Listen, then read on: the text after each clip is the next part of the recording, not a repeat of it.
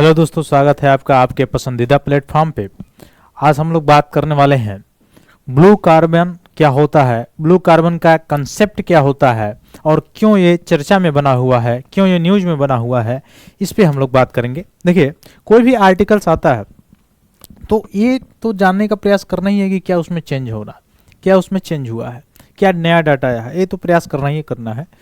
साथ साथ यानी समय के साथ अपडेट होना है, ठीक है। और साथ साथ ये काम करना है कि जो चीज़ें बेसिक है वो तो होना चाहिए, यानी बेसिक नहीं छूटना चाहिए, क्योंकि बेसिक रहेगा तभी आप आगे की चीज़ों को समझ पाएंगे। तो हालांकि मैं थोड़ा सा बताऊंगा इसमें ब्लू कार्बन जो है वो क्या कंसेप्ट क्या है इसका कंसेप्ट कार्बन सिंक से लिंक होता हुआ दिखाई देगा आपको, जो आप इन्वायरमेंट में पढ़े होंगे, ठीक है। यहाँ से प्रश्न बनता भी है। आप देख रहे होंगे कि एक बार मुख्य रूप से देखा जाए इस समय जो है कार्बन क्रेडिट की भी वो बात की जा रही है, या ग्रीन कार्बन की बात की जाती है, या ज़्यादातर जो है ग्रीन बजट की बात की जाती है। तो इस सभी चीज़ों को हम लोग जानने का प्रयास करेंगे। तो कोई भी आप में से क्या बताएगा, क्या ग्रीन बजट होता क्या है? कमेंट बॉक्स में कोई बताएगा ग्रीन बजट होता क्या है? हाँ, यानी ऐसा जीडीपी जिसमें मुख्य रूप से जो पर्यावरण में जो हानि हुई है, लॉस हुआ है, उसको उसमें से घटा दिया जाए, उसके बाद से जो बचता है जीडीपी में उसे कहा जाता है ग्रीन बजट, ग्रीन जीडीपी कहा जाता है। सॉरी, उसमें क्या कहा जाता है? उसको ग्रीन जीडीपी कहा जाता है, ठीक ना। हाँ, तो ग्रीन जीडीपी मैं पूछ रहा था। तो ग्रीन जीडीपी क्या होता है? जो जीडीपी हमारी है उस जीडीपी में उस इंडस्ट्री हो गया या और सेक्टर्स हो गए जो उस मुख्य रूप से उत्पादन में जितना लॉस हुआ है इन्वायरमेंट का, उसको अगर घटा देते हैं, माइनस कर देते हैं, सब्सट्रैक्ट कर देते हैं, उसके बाद से जो शेष बचता है उसको क्या कहा जाता है? हाँ, ग्रीन, उसको क्या कहा जाता है? हाँ, मुख्य रूप से ग्रीन जीडीपी कहा जाता है, ठीक है। तो ब्लू कार्बन के बारे में हम लोग आज देखने का प्रयास करेंगे। देखिए, ब्लू कार्बन है कि अभी जो हाल ही में अध्ययन जो हुए हैं, स्टडी हुए हैं, उससे पता चला है, हालांकि ये तो ऐसे ही पता था, लेकिन ऐसे ही पता चला है कि जो ब्लू कार्बन है ना, इसकी अवशोषण, कार्बन डाइऑक्साइड की अवशोषण करने की जो क्षमता होती है वो पेड़ पौधे से भी ज़्यादा होती है। अब आप बोलेंगे, डायरेक्ट लिंक करेंगे कि क्यों पेड़ पौधे से ज़्यादा? पेड़ पौधों का मतलब क्या? पेड़ पौधे भी कार्बन डाइऑक्साइड का अवशोषण करते हैं क्या? तो बिल्कुल करते हैं। कैसे करते हैं? आप जानते होंगे कि प्रकाश संश्लेषण की जब प्रक्रिया होती है, अब आप कहेंगे कि प्रकाश संश्लेषण की प्रक्रिया क्यों होती है? तो मेन बात यह है कि प्रकाश संश्लेषण की प्रक्रिया इसलिए होती है कि पेड़ पौधे अपना भोजन उसी के द्वारा बनाते हैं, और किसी भी चीज़ को, चाहे वो मुख्य रूप से प्लांट्स हो या कोई एनिमल्स हो या कोई जीव जंतु हो, उसको चलने के लिए, गति करने के लिए, सजीव रहने के लिए न्यूट्रिएंट की आवश्यकता है, भोजन की आवश्यकता है, पोषण की आवश्यकता है। तो उस पोषण को पूरा करने के लिए अलग अलग जीव अलग अलग प्रकार से करते हैं, ठीक है। वैसे ही जो प्लांट्स होते हैं वो क्या करते हैं? वह फोटोसिंथेसिस के माध्यम से, प्रकाश संश्लेषण की प्रक्रिया के माध्यम से क्या करते हैं? अपना भोजन बनाते हैं, अपना न्यूट्रिएंट बनाते हैं। अब वो कैसे बनाते हैं?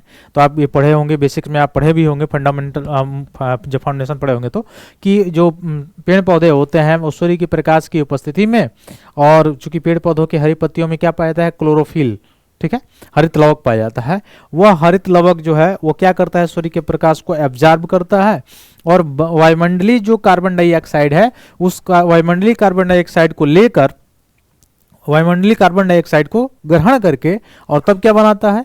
तब नीचे से अपने जड़ों के माध्यम से जल लेके तब ग्लूकोज यानी स्टार्च बनाता है, और साथ साथ क्या बनाता है? ऑक्सीजन, जो कि मुक्त कर देता है वायुमंडल में, और जिसको अलग अलग जो जीव जंतु है या मनुष्य है वो ऑक्सीजन को लेता है, जो एक तरह का प्राणवायु कहा जाता है, ठीक है। अब क्यों प्राणवायु कहा जाता है? क्यों ऑक्सीजन न मिले तो व्यक्ति की मृत्यु हो जाती है? ये आप लोग कमेंट बॉक्स में बताइएगा, या मैंने एनसीईआरटी जब मैंने पढ़ाया तो उसमें बताया भी है, क्योंकि वो फाउंडेशन है, ठीक है, वो बेसिक है आपका। तो प्रकाश संश्लेषण के लिए पेड़ पौधों की क्या आवश्यकता है? क्या आवश्यकता है? कार्बन डाइऑक्साइड की आवश्यकता है। तो कार्बन डाइऑक्साइड की जब आवश्यकता है पेड़ पौधों को, तो वो भी कार्बन डाइऑक्साइड को क्या करते हैं? एब्जॉर्ब करते हैं, अवशोषित करते हैं। अब ये सारे कंसेप्ट बात क्यों की जा रही है, ये सारी चीज़ों की? क्योंकि आपको पता है कि पिछले कई दशकों से जो ग्रीन हाउस गैसेज हैं, ग्रीन हाउस जो गैसों का इमिशन है वो ज़्यादा हो रहा है, जिसके कारण जो है पॉल्यूटेंट ज़्यादा हो रहे हैं, पॉल्यूशन से ज़्यादा हो रहा है। पॉल्यूशन से ज़्यादा होने के कारण जो इन्वायरमेंट है उसमें परिवर्तन देखने को मिल रहा है, आपको जलवायु में परिवर्तन देखने को मिल रहा है, इन्वायरमेंट उससे प्रभावित हो रहा है। ये सारी चीज़ें आप घटनाएं देख रहे हैं अलग अलग जगहों पर, कहीं पे बाढ़ का बाढ़ आ जाना, कहीं पे ग्लेशियर्स पिघल जाना, कहीं सूखा आ जाना, और इस सब कारणों से ग्लेशियर्स पिघलने के जो ह्यूमंस राइट्स है या जो पर्यावरण तंत्र है या पारिस्थितिक तंत्र है उस पर क्या पड़ता है, इफेक्ट पड़ता है, प्रभाव पड़ता है, आप समझ ही रहे होंगे। और कृषि पैटर्न तो खराब होती है, क्योंकि कहीं वो एक ही मौसम का पैटर्न जब चेंज होगा तो कहीं जहाँ बाढ़ नहीं आने वाला होगा वहाँ बाढ़ आ गया, जहाँ पे कहीं कुछ जगह पे सूखा पड़ गया, ये सारी चीज़ें मौसम पर प्रभाव पड़ेगा तो वर्षा पे भी प्रभाव पड़ेगा, कृषि संचित जो भूमि है वह मुख्य रूप से वहाँ पे प्रभाव पड़ेगा। ठीक है, तो इस सारे और उस पर प्रभाव पड़ेगा तो कहीं ना न्यूट्रिएंट्स पे भी प्रभाव पड़ेगा। क्यों? क्योंकि फूड देखा जाए जो खाद मुख्य रूप से, तो खाद सुरक्षा नहीं हो पाएगी, फूड सिक्योरिटी नहीं रहेगी। फूड सिक्योरिटी नहीं रहेगी तो जो लोअर तबका के लोग हैं उनको खरीदने के लिए आसान नहीं रहेगा। जैसे इन्फ्लेशन आप देख रहे हैं बढ़ रहा है, उसका कारण भी कई जगह से लिंक किया जा सकता है।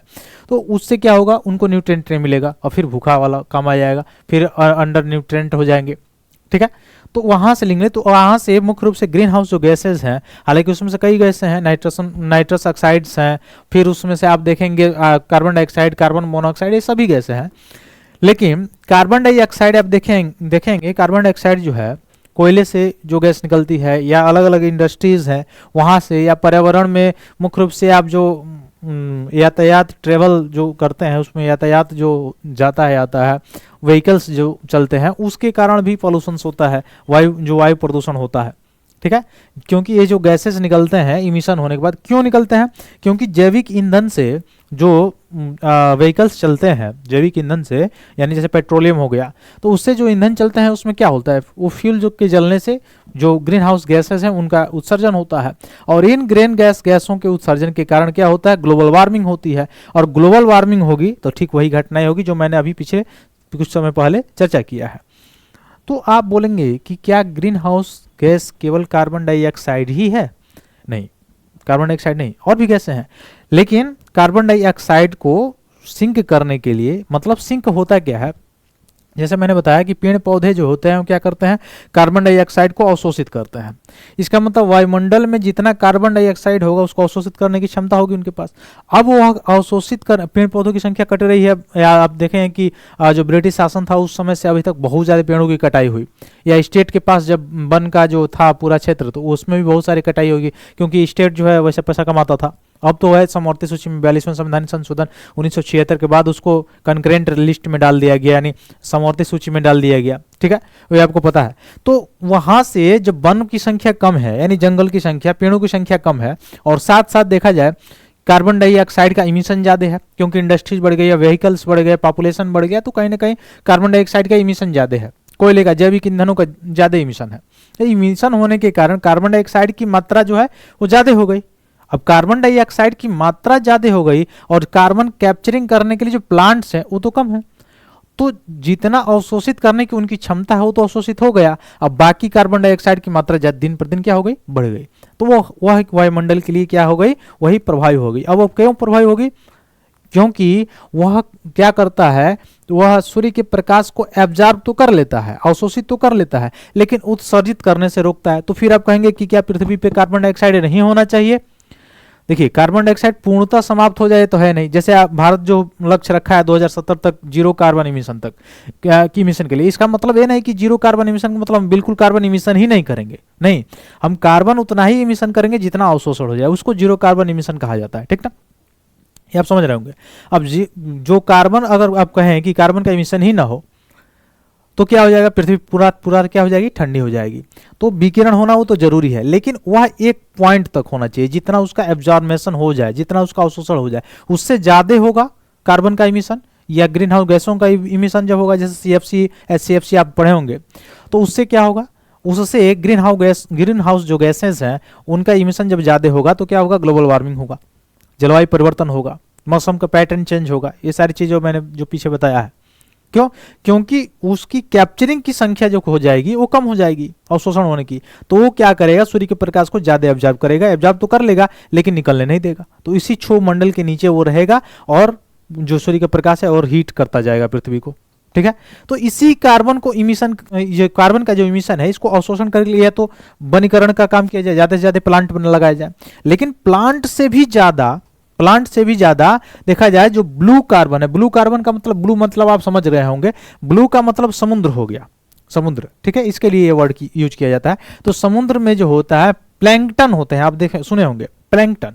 ये प्लैंकटन क्या करते हैं, कार्बन को अवशोषित करने की क्षमता इसमें होती है, ठीक है। और इन प्लैंकटन को कौन खाते हैं, जो समुद्री जीव होते हैं, मछलियां जो होती हैं या अन्य समुद्री जीव जो होते हैं वो खाने का काम करते हैं। अब वो खाने का काम करते हैं, एक प्रकार से उनका भोजन भी हो गया। दूसरा, प्लैंकटन को बढ़ने के लिए कार्बन चाहिए तो कार्बन भी मिल गया। तो इसलिए यह लाया जा रहा है कंसेप्ट, ब्लू कार्बन का कंसेप्ट लाया गया। यानी जितना स्थल पे पेड़ पौधे कार्बन का उत्सर्जन अवशोषण करते हैं उससे कई गुना ज्यादा जो समुद्र है, जो नीचे समुद्र का सतह है, वह कार्बन का अवशोषण करते हैं। खासकर मैंग्रोव के बारे में अगर बात किया जाए, जैसे मैंग्रोव वन, जैसे आप जाएंगे उड़ीसा के तट से होते हुए, जब आप जाएंगे जो सहारन कह रहे हैं सॉरी, जब आप जाएंगे पश्चिम बंगाल से होते हुए, पश्चिम बंगाल का क्षेत्र जब होते हुए जाएंगे, ठीक है, तो वहां पे आपको ज्यादा देखने को मिलेगा मैंग्रोव वन जो होते हैं। हालांकि गुजरात में भी मैंग्रोव वन लगाए जा रहे हैं। तो मैंग्रोव वन क्या होते हैं, जो छोटे छोटे समुद्री जीव होते हैं, जलीय जीव होते हैं, उनके संरक्षण का भी काम करता है और भूमि को भी, जैसे आर्द्र भूमि, सारी चीजें, इन सबको भी संरक्षण करने का काम करता है मैंग्रोव, ठीक है। तो सुंदरबन का डेल्टा जो आप देखे होंगे, ठीक है। तो ये जितने भी जो ब्लू कार्बन है, इसमें अभी बात की गई कि ब्लू कार्बन से ज्यादा जो मैंग्रोव्स हैं वो ज्यादा कार्बन का अवशोषित कर रहे हैं, ठीक है। तो अवशोषित कर रहे हैं तो उनको और बढ़ावा देना चाहिए। और इसको मैंने समझाई दिया। तो ब्लू कार्बन क्या होता है, जो समुद्र के पास, समुद्र मतलब जलीय जीव, जो जल है, जो प्लैंकटन है, जो उसको कार्बन को कैप्चर करने की, कैप्चर का मतलब कार्बन कैप्चर को ही एक शब्द में कार्बन सिंक कहा जाता है, ठीक ना, ये समझ लीजिएगा। कार्बन कैप्चर को ही एक भाषा में क्या कहा जाता है, कार्बन सिंक कहा जाता है। तो कार्बन सिंक करने की, कार्बन को कैप्चर करने की जो ज्यादा कैपेबिलिटीज है वह किसके पास है, ब्लू कार्बन, ठीक है। तो ब्लू कार्बन आप समझ होंगे, ब्लू कार्बन मतलब समुद्रों के द्वारा, प्लैंकटन्स के द्वारा जो पानी में, जो पानी जो है यानी समुद्र जो है उसके पास जो कार्बन को अवशोषित करने की जो क्षमता होती है वही ब्लू कार्बन कहलाती है। अब आप समझ गए होंगे, ठीक है। और ग्रीन कार्बन क्या है, जो पेड़ पौधों के पास कार्बन को अवशोषित करने की क्षमता होती है उसको ग्रीन कार्बन कहते हैं। उसे क्या कहते हैं, ग्रीन कार्बन, ठीक है। इसको भी याद रखिएगा। तो आइए हम लोग इस पे चर्चा करें कौन कौन ऐसा चीज है जो इसमें न्यूज में बना हुआ है। जिसमें बताया गया है कि मैंग्रोव का जो तटीय आर्द्र भूमि है, वेटलैंड्स है, मैंग्रोव जो है वह प्रतिवर्ष लगभग उष्णकटिबंधीय वनों की तुलना में 10 गुना अधिक दर से कार्बन का अवशोषण कर रहा है। अभी मैंने बताया, अब आपको समझ में आ जाएगा ये आर्टिकल्स, अगर आप ध्यान से समझने का प्रयास किए होंगे तो 10 गुना ज्यादा दर से, यानी मैंग्रोव देख सकते हैं, वेटलैंड्स देख सकते हैं, कितना इंपॉर्टेंट है। अच्छा, वेटलैंड्स के लिए कोई कन्वेंशन है क्या, वेटलैंड्स के लिए कोई कन्वेंशन है क्या भारत में, वर्ल्ड लेवल पे बताइए, कोई कन्वेंशन है क्या वेटलैंड्स के लिए? अच्छा, मैं बता दे रहा हूं, 2 फरवरी 1972 को, 2 फरवरी 1972 को कोई कन्वेंशन हुआ था वेटलैंड्स के लिए। आप बताइए कमेंट बॉक्स में कहां पे हुआ था और किस नाम से उसको जाना जाता है, ठीक है, ये बताएंगे, ठीक। तो ये तो न्यूज था, आप देख लीजिए।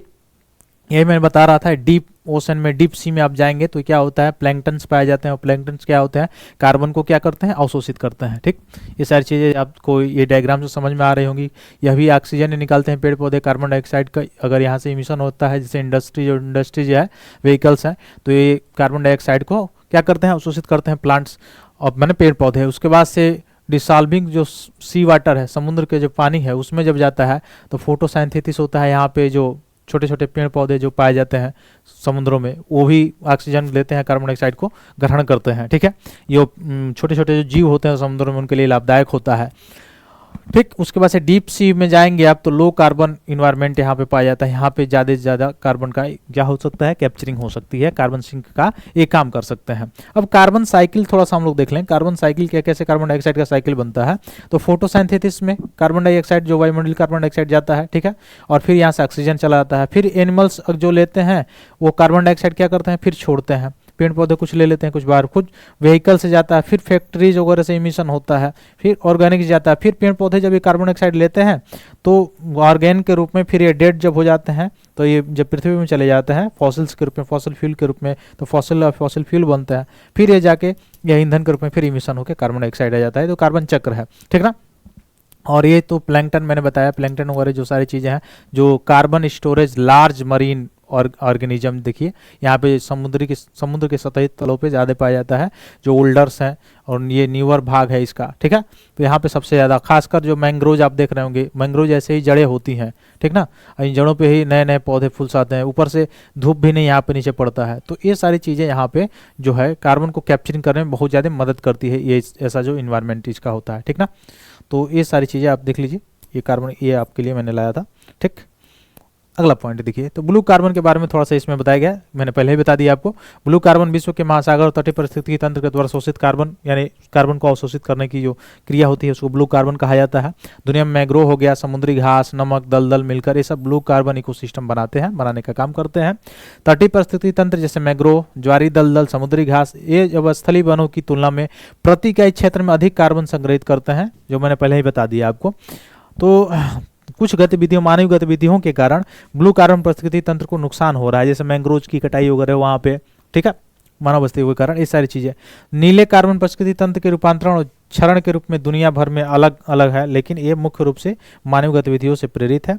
इसके कारण जल कृषि आप जानते हैं, मत्स्य पालन वगैरह होता है, कृषि, मैंग्रोव वन का दोहन, प्रदूषण, ये सारी चीजों के कारण इसमें क्या हो रहा है, ये बताया जा रहा है कि इस पर दुष्प्रभाव पड़ रहा है, ठीक ना। और भी अगर थोड़ा सा महत्व अगर देखें तो तटीय पर्यावरण को जलवायु परिवर्तन से निपटने के लिए जो मैंग्रोव होते हैं वो मदद करते हैं, जैसे चक्रवात वगैरह आता है तो उसमें, ठीक ना। पारिस्थितिकी तंत्र जलवायु परिवर्तन के अनुकूल के लिए आवश्यक लाभ भी प्रदान करते हैं, जैसे मैंने पहले बताया।